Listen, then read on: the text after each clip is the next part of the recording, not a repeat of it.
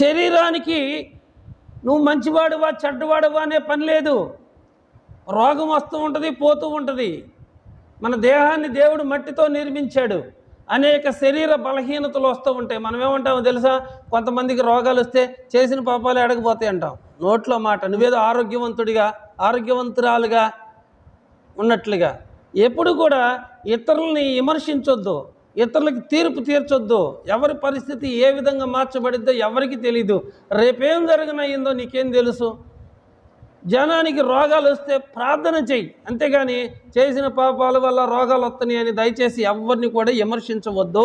ఆ ప్రియమైన దాసుడు కోసం చాలా ఖర్చు పెట్టినా ఏమాత్రము ఆ జబ్బు తగ్గలేదు. మరణానికి చేరువైనప్పుడు అతను చేస్తున్నటువంటి చక్కని ఆలోచన ఏంటంటే, యేసు ప్రభు వారి గురించి విని ఆయన వచ్చి నా దాసుడును తాకితే నా దాసుడికున్న రోగం పోయి ఆయన బ్రతుకుతాడు అనే ఒక నమ్మకం ఆ శతాధిపతికి కలిగింది. కలిగినప్పుడు ఆయన ఏం చేశాడంటే, యూదుల పెద్దలలో కొంతమందిని పిలిపించి అయ్యా, మరి నా ప్రియమైన దాసుడు మరణానికి చేరువుగా ఉన్నాడు గనక మీరు వెళ్ళి యేసు ప్రభువుని పిలుచుకురండి. ఆయన వచ్చి నా దాసుడిని తాకితే ఖచ్చితంగా నా దాసుడు బ్రతుకుతాడు, నాకు ఆయన మీద నమ్మకం ఉంది, మీరు వెళ్ళి ఆయన్ని తీసుకుని రండి అని యూదుల పెద్దలను పంపించాడు శతాధిపతి.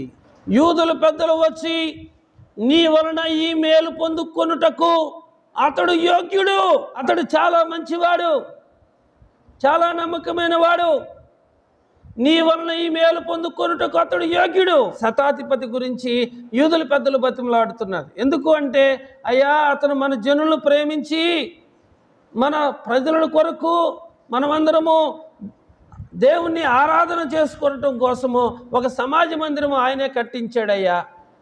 చూసారా, ఈ రోజుల్లో చాలామంది ప్రియమైన వాళ్ళరా ఆ దేవాలయాలు కట్టిస్తూ ఉంటారు. ఈయన ఏం చేశాడంటే యూదులందరి కొరకు ఒక దేవాలయాన్ని కట్టించాడట.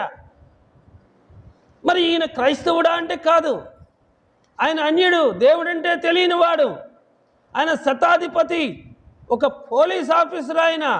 మరి ఆయన ఇంత ప్రేమ కలిగి ప్రజలందరూ ఆరాధన చేసుకోవటానికి, ప్రజలందరూ ప్రార్థన చేసుకోవటానికి మన జనులను ప్రేమించి ఒక దేవాలయాన్ని కట్టించాడు అని, అతడు యోగ్యుడని, ఈ చేత మేలు పొందుకొనుటకు అతడు అర్హుడని అతని గురించి చెబుతూ ఉన్నారు యేసయ్య దగ్గర. యేసయ్య ఈ మాటలన్నీ విన్నాడు. కావున యేసు వారితో కూడా వెళ్ళెను.